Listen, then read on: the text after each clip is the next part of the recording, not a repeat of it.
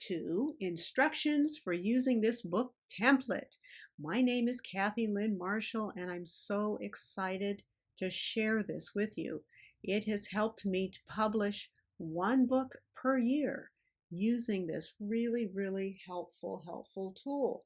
So after 40 years of futzing around with genealogy, I finally figured out ways to write and self-publish one book per year of family stories, and I want to share those methods with you today. So here we go. Hopefully you can see the screen, and I will be reading along, and then we'll go into the actual step-by-step of how to use the template. So I recommend that you develop your research strategies first, meaning why do you want to write a book? Who are you going to write the book about? How is it going to be structured? That sort of thing. Think about that in advance. It does not have to be super detailed, but I generally recommend that you try to focus the book on one person or one specific topic.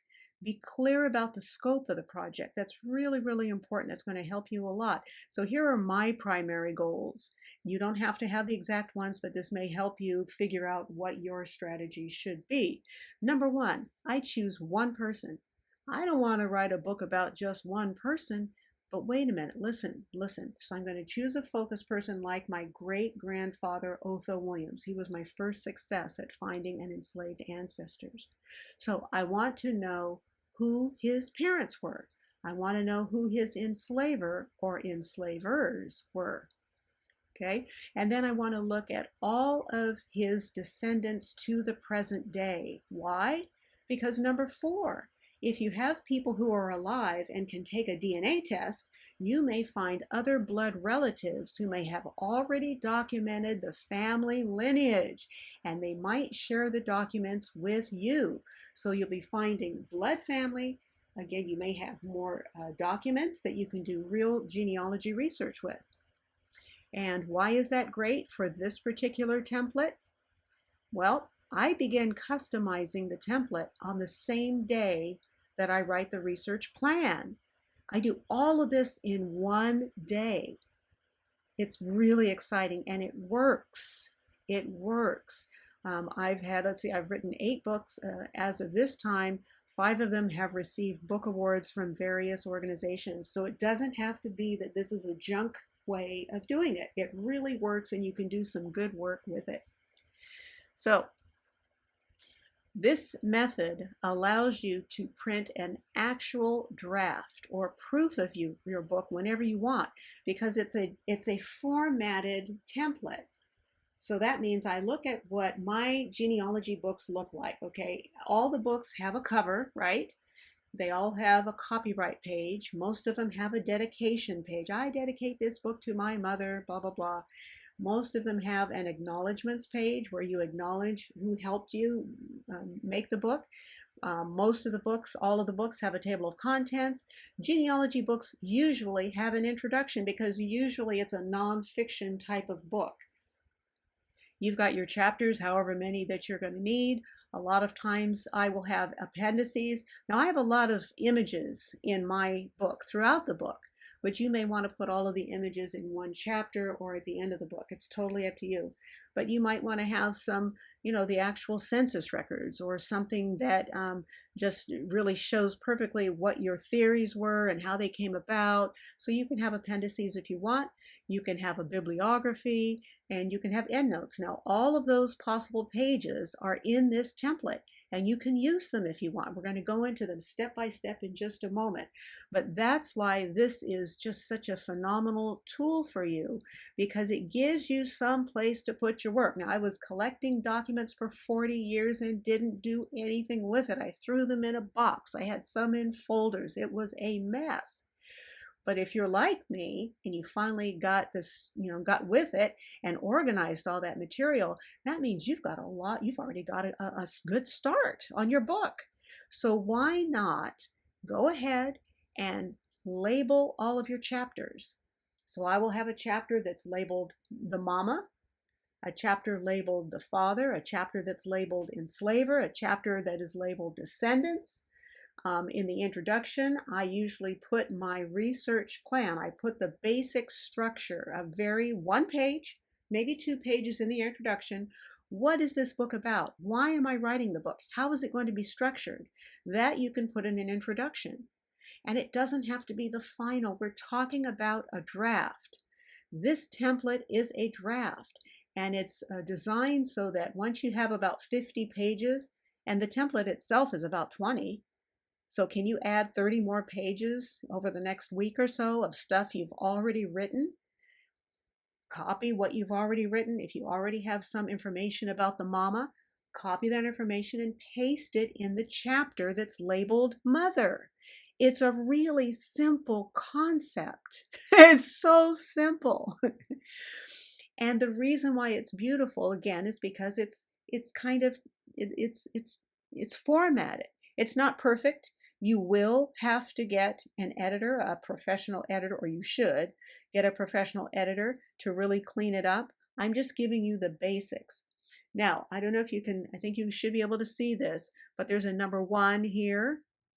This is what's called styles up here, and I don't know if you can see the cursor that's moving, but on the upper right-hand side where you see all those colors, color that's, color 1, color 2, color 3, those are styles, and that's why this particular template is really helpful, because if you want a table of contents, and you do, the table of contents will take into consideration your chapter headings.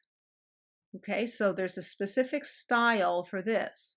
This particular, you can see by the color, and it results or relates to this color here. So when you see number 1, that means that's just regular typing. It's indented 1/2 inch. It's the norm, it's just, let me see if I can pull that up right there. Anyway, it's hard to see it on mine. Your computer might be better. Oh, okay, it's a body font. And this tells you it's Times New Roman, 12 point, the color's black. Now you can end up changing all these later if you want, but this just gets you started. And depending on what you're talking about, a chapter heading or a book title, anything that's before page number 1, like this front, what they call front matter. So this is the title of your book right here. I just scrolled down from the instruction page. This is the actual title of your real book. All you have to do is write over it. So when it says book title, type your book title here. Look, I'm going to click and drag, and I'm just going to type a new title, and it's going to be called My Book or whatever. I suggest you put the name of your focus person. Just for now. You can change it later, but I just want you to get started now. And here, this is if you, all books have some kind of picture on them, right? So you can take whatever picture you want. I just came up with and see, no, so here's my desktop. This is a folder that I have for this book. So you would hopefully have a folder on your desktop that has all of the documents that you want to use for your book. You have your census records in there, anything you've already written, hopefully you have in a folder for that book project. And so you can easily go and get them. So you're going to have some pictures. You might want to put a picture of your focus person. You might want to put a picture of where they live, whatever you want. That's fine. So I have this open. I'm going to show you how easy this is. I'm going to go to my folder. What I want to do is replace this with a picture. So click on this, and you see it's got the little handles on here. And then go over to your folder, maybe on your desktop, and click on the picture that you want to use.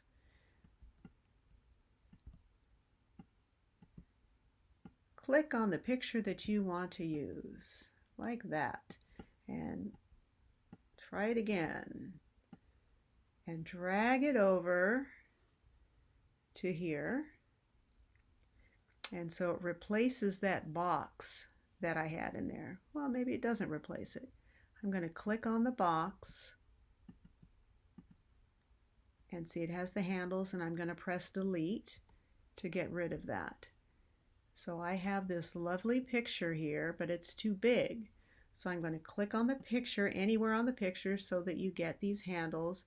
Click on one of the ones in the corner, press down, click down on your mouse or your button, and then pull it into the center to make it smaller. This is just an example. This is not an exact science. And they're still selected, so I'm going to click right in the middle of the picture with my thumb down and then pull this up underneath the title. But this is a mess, and so what I want to do is I want to make it so that the writing goes around this picture. It goes underneath the picture. I want the picture to be by itself. So see how it's still selected like this?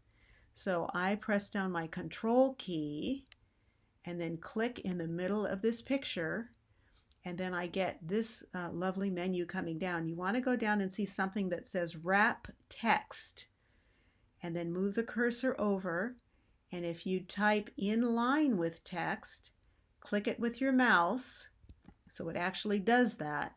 In line with text means this picture is going to come right after the text that's above it, right after that. And see how it's a little neater here? A little bit neater. This picture is still selected. See with these handles? So when you do in line with text, it automatically puts it to the leftmost part of the page, and I want it to be centered. So just click to the left of it. See how it's yellow right now? Click once more because I want to see the cursor is right here on the left. And you can go up to the top where it has the centering tool right here and click center, and your picture is now in the center of your cover page. You can at this point get rid of, click on the image above because we've already pasted it in there. So anything you want to put on the cover, you can. This is a draft. Keep in mind you can change it later. I suggest you start with maybe a picture of your focus person, but you don't have to. Now this is the most important thing. Type your name here. So I'm clicking on this, I'm selecting it, and I'm going to put my name. You're going to type your name because this is going to be your book. And when this prints out, you're going to print out a draft or what's called a proof copy. It's going to be all about you. This is an actual book that's going to print out. It's amazing. When you get that in your hands, you just can't imagine how wonderful it is. Anyway, so let's move on. I scrolled down to the copyright page. Now in the copyright page, look at any of the books that you currently have, like a genealogy book. Look at many genealogy books. You can use mine or whoever else you want to use and see what format they use. There's no one right way to do it. There are lots of right ways to do it. Okay, copyright language is not all the same. If you really want to find out more, go to the www.copyright.gov, gov for government, and they will give you some samples. But what I do is I look at other books of genealogy authors that have already written books, and that's the kind of the terminology that I use. It doesn't really matter the order in which you use it. Just look at your own books, see what you like, and do it that way. This is just a sample of what you can use. You can say all rights reserved, no part of this book may be reproduced or used in any manner whatsoever without the prior written consent of the publisher, except in the case of brief quotations embodied in articles or reviews. Now you can be more strict than that. It's totally up to you.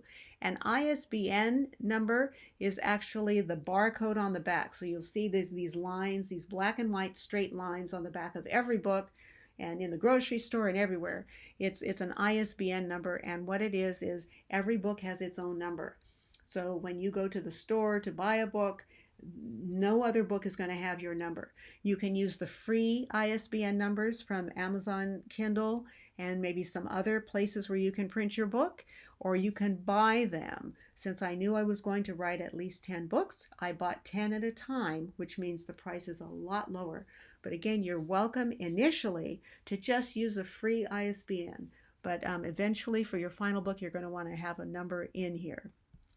Library of Congress control number. Everyone should definitely send a copy of their books to the Library of Congress, right? You want your family's stories to be in as many places as possible. I send books to the libraries where my family lived, and other resources, reference places where my family lived.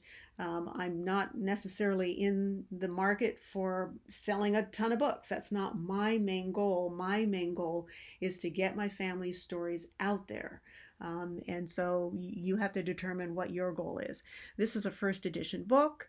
The cover design, if you have someone who makes it, you pay someone to make a cover for you, you could choose to put their name on here.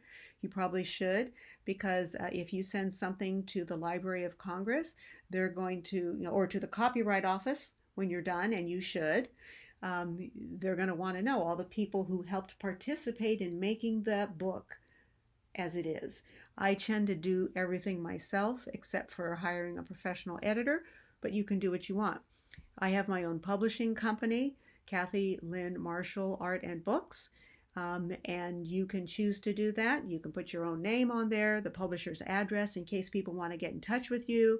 And then you could choose to put your website, social media, keeping in mind that this book may be out there for the next 100 years. Will we have websites in 100 years? Who knows? But you want a way that people can get in touch with you if they want to ask you additional questions. Printed in the United States of America is pretty standard. So normally you're going to see at the bare minimum copyright, the year, your name, some kind of all rights reserved, probably an ISBN number so that the bookstores and things like that will know what your book is and the particulars about that, and printed in the United States of America. They will always have at least those items. The next page could be dedicated to page. I dedicate this to my mother and my kids or whatever. Now, if you've already written any of this stuff, so this folder that's on your desktop, if you've already written a chapter or you've already got something that you want to put in there, why not just use it? So I'll show you. I'm going to double click on this dedication pages.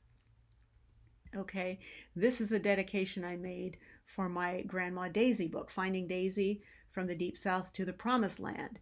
And so if I already have it written, check this out. This is what you do. You click and drag on it, copy it, which is Control C generally, go over here where it says start typing here, and paste it, which is Command V. Okay, I'm going to get rid of this right here. Bam. Okay, I've got my dedication already done. But I don't think that's right. This is supposed to be Times New Roman 12, and I think that looks way too big. So I'm going to select all that, and I'm going to just click on this number 1, because see, the brown is supposed to be for my normal text. I'm just going to click on it. Bam! And it brings it into the proper format for you. So that's how easy this is. If you've already done some of this work, it's so simple to get it into your real book. This is your manuscript that's going to be printed and a real book. I can't stress this enough. It's different than just typing in a Word document. This is your real book. And when you're done when you get about 50 pages, you're going to save it. You're going to export this to a PDF file. And in Microsoft Word, and I'll show you how to do that if you choose to contact me for helping you get it printed. But right now, this particular video is only for using the book template. But once you get the template, you get about 50 pages. You're going to export it to a PDF file. You're going to upload it to an account on Amazon if you want to use Amazon's Kindle, because everybody knows Amazon. And it's super easy to use once you do it the first time. And again, you're welcome to contract with me to actually do that part for you. And you only have to do it once. You only have to fill out all this information once.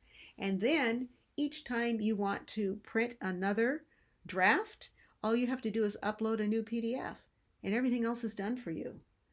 It's so simple. And what's going to happen is within a week, 2 weeks, you're going to have a book delivered to your house. It's going to have a cover, and it's going to have your draft, however far you got. It's going to be formatted. It's going to look decent. It's going to have a table of contents, and you are going to be ecstatic that you're making progress on your book.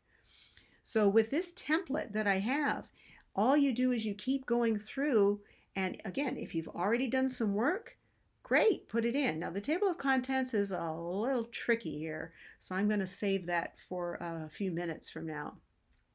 If you want to have a forward is generally written by somebody else who's an expert in your field, and they write a book, they write a little ditty about you and why you're so great and why this book is fantastic and on and on. So I was lucky. Let's see, where's my forward? Right here. I was lucky, and a professor at Hood College in Maryland, Frederick, Maryland, wrote a forward for me for my first book, Otho Williams, because it takes place in Washington County and Frederick County and Kent County, Maryland. And so she wrote this really nice statement about the work itself and how great it is. It's going to be really helpful. Dr. Emily Ompt signed it. She was Department of History at Hood College, and it's fantastic. It adds a little gravitas. It adds a little gravitas to your work. How do you do this? How do you put it into your book? Okay, this is what she wrote to me. She emailed it to me, and I do a Control A, or select all. I do a Control C. I'm going to copy it, and look at this. This is what I'm going to do, and I'm going to select where I want to put it, and I'm going to do Command V. Bam! Put it right in there. Okay, so this is how I'm building my book. This is my real book. I'm going to say it again and again and again because I don't know if people get it. This is your real book. And so, again, the only thing you have to do is make sure that this is the proper style. This just, right now, it kind of says normal, but just select all of it here. And normally, number one, the brown one, number one, is going to put it in, so it's all Times New Roman 7. You want all of your fonts to be pretty much the same. And I can get rid of the extra spaces if I want.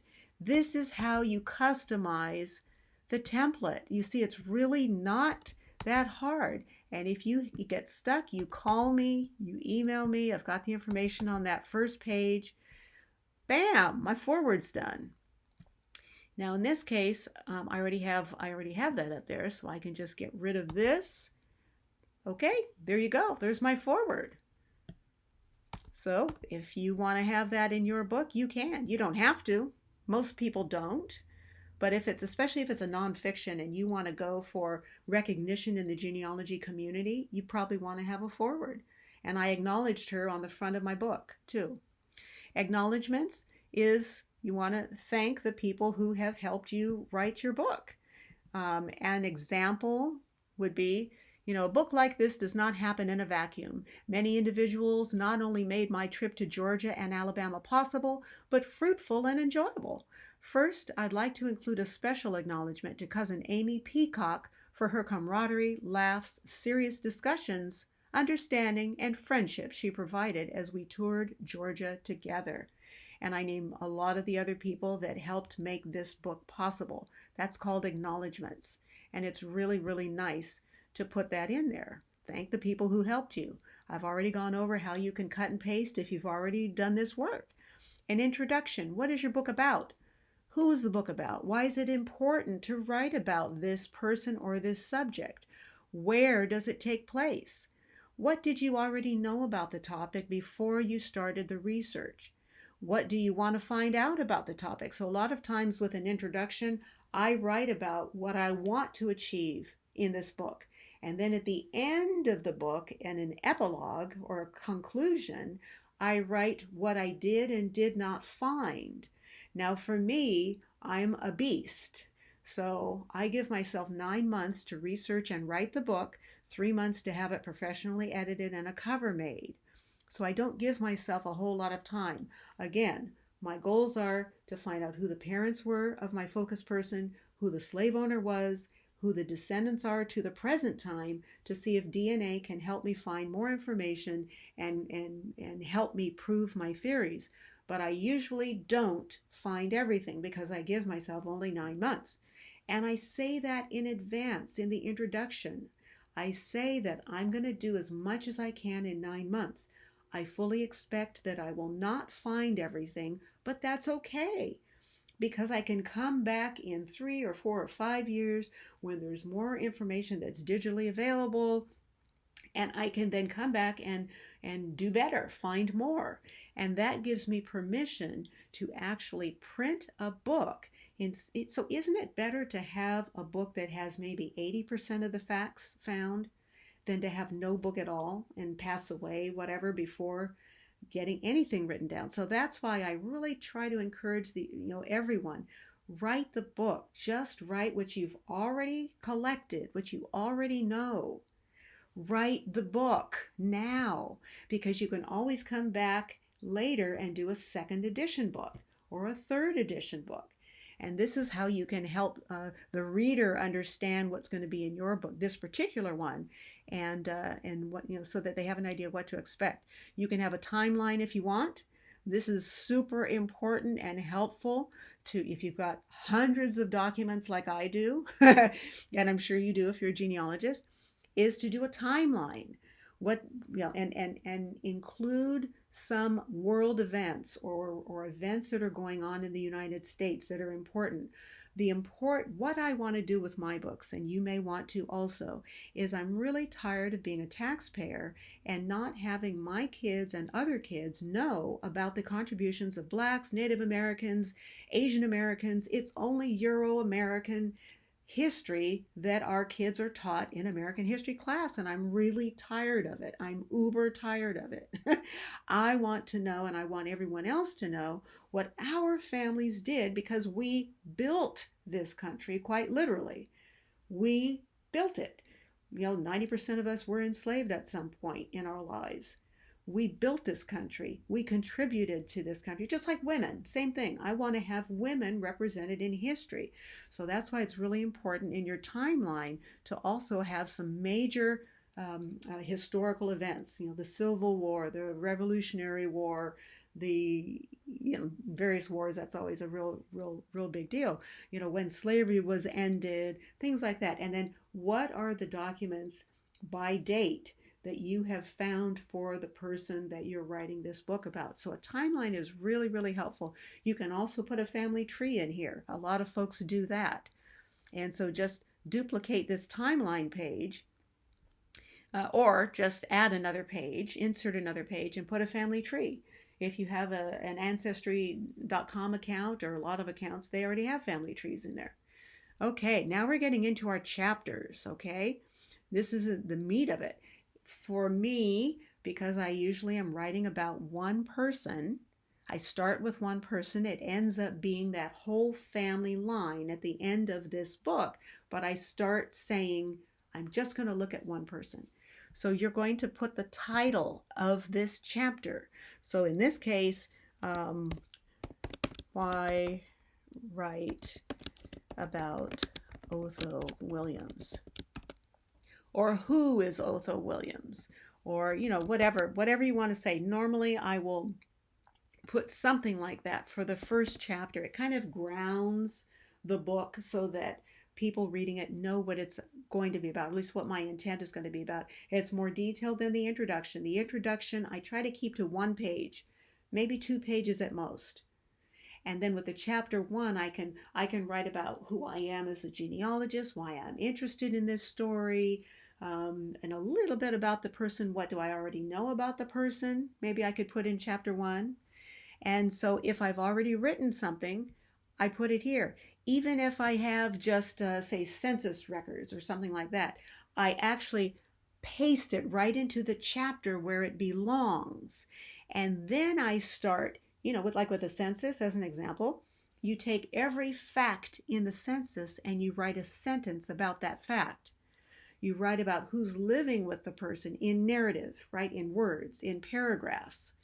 And that's how you can fill out your chapters very easily from data. So go ahead and paste your data in there.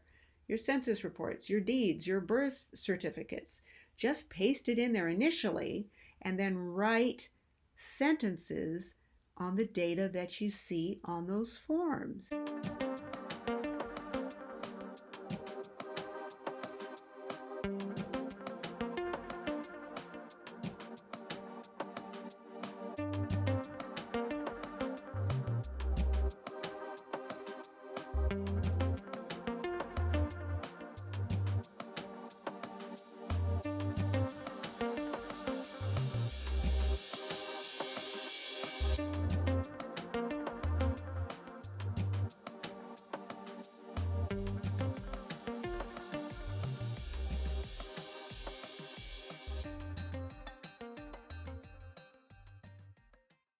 then you can choose to delete the actual form itself and leave the narrative, or whatever you want to do, you have that option. So start typing here. Again, the style that we're going to use is number 1. It's Times New Roman 12 point, and you can change these styles if you want, but initially this is what I'm giving you. The chapter headings are a non-serif font. I've done that on purpose to make them stand out, but again, you can change that later if you want. This right now for a heading 2 is Helvetica 14. But you can change those things later if you want. I'm just giving you a template to get you started. So chapter 1, chapter 2 could be who's the daddy of my focus person. Chapter 3 could be who's the mama. On and on and on. I've given you 12 chapters, and you can always copy and make new ones if you want. So let's say, because I normally have about 35 chapters in my books. My books are usually about 300 pages long, but your book doesn't have to be that long. You can, I know some people, Camille Sister Johnson, her books are generally 50 to 80 pages, and you can publish them on Amazon, Kindle. It's fine. It's just the smaller your book, the fewer pages your book is, you may not be able to put the title on the edge of it, right? The spine of the book. If it's too small, you can't put a spine on. I think you have to have close to 100 pages to get a spine on there. And that's really nice because when you have your books lined up in a bookshelf, it's nice to be able to have the title on the spine. So hopefully you'll probably shoot for at least a 100-page book. And anyway, so, but you definitely can make copies by just simply grabbing here, chapter 12, go all the way down to the bottom, see where it says the number 6. I actually have what's called an insert page break. At the end of each chapter, I put an insert page break. Here's how you do it. Insert, click on this, page break. Okay, that's how we do it. Okay, let me go back on that. Why is it important? Most of us do not understand because we've never done a book before. Most of us, to get to the next page, we just keep hitting return, return, return, return, return, return, return, right? Well, you can't do that because what happens is your chapter might start in the middle of a page, your new chapter. And we don't want that, do we? We do not want that. So when you do an insert page break, I'm going to get rid of this right now. When you do an insert page break at the end of each chapter, again, you go insert up here and where it says page break, and it will give you a blank page. It will start the new page at the very top. And that's what you want at the beginning of every chapter. Okay, so at the end of the chapter, you're going to insert a page break so that the next beginning starts at the very top of your page. It's really important to do that. So go all the way through. So you've got your chapters. You can add more if you want by just copying and pasting them. The epilogue or conclusion at the end, you can, whatever you want. You got to wrap it up.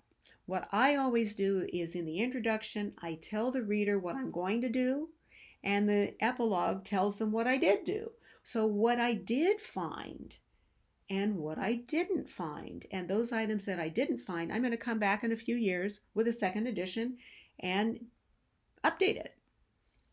It's as simple as that. Now, I always have a lot of appendixes, and those appendices can be my research plan. Sometimes I actually put the research plan in there because a lot of genealogists want to see that you've done things properly. You can have maps in there. You can have pictures. You can have whatever you want. I've given you, I think, 4 appendices. A bibliography. What books, what other books did you read to help you come to the conclusions you came to? What sources did you use? Okay, now one thing I haven't talked about yet is endnotes. And I hadn't talked about that yet. So here's the instructions. Endnotes are automatically generated here if you have earlier inserted an endnote from the insert menu. And I'll go back and show you how to do that. So to include an endnote which shows up in the last section of the book, this is the last section of the book, simply click on the insert menu, then scroll down to document endnote. so that a numbered superscript appears behind the word which you wish to apply an endnote. So this is where you want to quote your sources, right? So to add a reference or a citation information to the endnote, simply click on the superscript, and then it's going to take you to the endnote page in the back of the book where you may find information about the specific reference. Okay, what does that mean? We're going to just do it, okay? It's always easier to me to just do something. Just do it. Okay, let's do forward. So let's say Kathy Lynn Marshall. I want to put an endnote right here. What I usually do with the endnotes while I'm writing the book is I go to the website and I go to the URL that has the actual source documentation. So I'm going to right now, just for giggles, I'm going to go here and I'm going to type in Kathy Lynn Marshall and see what I get. Okay, there's my website, and here is my URL. I hope you can see it up there. It's at the top line. Okay, KathyLynnMarshall.com, and I'm going to copy it. Okay, and I'm going to try to get back to this. So Kathy Lynn Marshall, I want to put an endnote here. And so a footnote means that you put the information, the citation information, on the bottom of the same page. An endnote means all of those citations are only in the back of the book. I like to put them in the back of the book so that it doesn't disrupt the reader from reading all this stuff. You know, when you have a lot of footnotes on each page, sometimes it disrupts the reader. So I just put them all in the back. So Kathy Marshall, I've got the cursor right here at the end of Marshall, and I'm going to go up to Insert, and I'm going to go down right here. For the first time you insert, it just says footnote.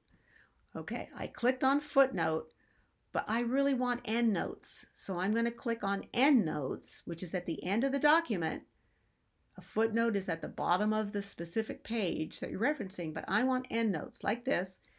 And the number format, this is really important. Do this now. I want them to be, the superscripts to be 1, 2, 3. I don't want those really long Roman numerals or whatever. I want the 1, 2, 3. It's really super simple. I want to start at number 1. This is, you only have to do all this part once, the first time. I'm going to insert right here. So there's my endnote. Okay, number 1. And it goes all the way to the back. And now I'm going to put my URL, which I remember I copied KathyLynnMarshall.com already. It's still in my my temporary space. And I'm going to just do Command W, and it puts that in there so that I can come back later and do a proper endnote. So a proper endnote, you know, you need to have the just what it is, and do a proper citation. And so I will have that information in the template, what the actual normal format is for proper citations. So if you do an endnote, as you're writing it, make sure you're doing your citations as you're going, because it's murderously difficult to come back after you've written 300 pages and then to go back and at that time do it. So I do my references as I'm writing. I usually use a URL initially as I'm writing. You're welcome to fill them out completely if you want. You know, anyway, but I will have the actual information for most accepted formats for citations in the template, so you don't have to guess. All right, so you can also, so we've got our endnotes there, and you can always click on the endnote and it'll take you right back to the page itself. So I clicked on number 1 and it went back to here. That's how you do that. Citations, do them as you go. Really, really, really important. Super important. And let's go back to the bottom because we're pretty much done. This is pretty much what I've got for you. Bibliography and author page. A lot of people go to the to the back of the book, near the back of the book. And, you can put your your biography, other books you may have written, your website or social media, your photo, awards you've won, whatever you'd like to put on your author page. And ask the reader to please leave you a book review on Amazon. It's really important. That whole marketing thing is a whole nother animal, though, and I'm not really going to get into that here. It's a lot of work. You might want to hire someone to do the marketing for you. But anyway, so yep, that's about all it is. And so you're going to save your work often. And I strongly encourage you to make backups. If you've got a little backup drive, save your work on the cloud, save it somewhere else. So if something happens to your computer, you haven't lost everything. Okay? And every couple of months, I go ahead and I'm not going to save it now because I'm going to put it back to the way it was before we started. But it's really, really important to back it up, and every couple of months I can show you how to do the next step. Why not? So let's pretend I've got 50 pages. I'm going to go up here to home. I'm going to show you how easy it is. So I'm going to go up here to File, and I'm going to go down to where it says, let's see, Save As.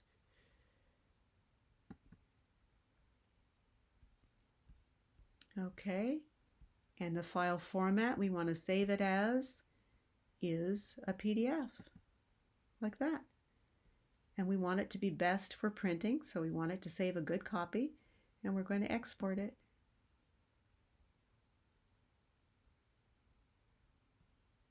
And so we're now going to have this PDF right here.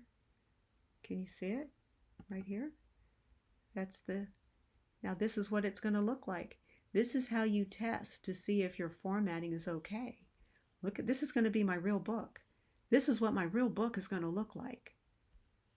Okay, and you can do this. You can go to View. Where is it? I like to view 2 pages at a time. Oh, here we go, 2 pages. It's just easier. So this is starting to look more like a book, isn't it? This is your actual book. Oh, you know what? I need to go back and talk to you about the wonderful table of contents. But anyway, this is a preview. This is your book. You're going to upload this to Amazon, and it's going to come out looking like a real book. And there's a cover creator in there that's free. You can make your own cover, and it's going to be fabulous. But anyway, let me go back. I didn't do table of contents. Ooh. So Word, I don't know why, is more difficult than it really needs to be. I have the instructions on how to do it. To periodically refresh the table of contents so that your page numbers update, and then your chapter titles, you're going to be able to see those and all this stuff. You do a control click anywhere in the table of contents. So I'm pressed down the control button and I just clicked anywhere in there, and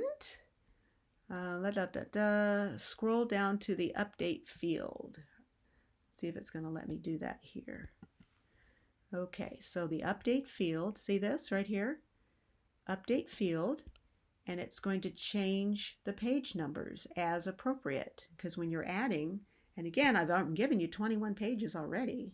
You just need 30 more to get about 50 pages. 50 pages is going to be a nice size so that you can see how that book's going to look. So that's really about it. And usually that's all you have to do, but sometimes it poses problems, and you just contact me if you have any problems with the table of contents. Sometimes it goes a little kaflooey, but as you see, it could be very simple, and so hopefully it is. If not, contact Kathy if you have troubles. So because it's a little complicated in Word for some reason, but really that's it. That's the template. You can do it. You can do it. And again, feel free if you want my help in setting up an account for you on Amazon Kindle so that you can actually see the next part, which is creating a cover. It's really fun to do. and then also getting a proof of your book. Let me know and I can work with you on that. I have other services that you can use. But this is it. This could be you and you could have a book in hand. So anyway, I hope you do it. I hope you're excited. You can do it and I'm really willing to help you get your book out there. Alrighty. Happy writing.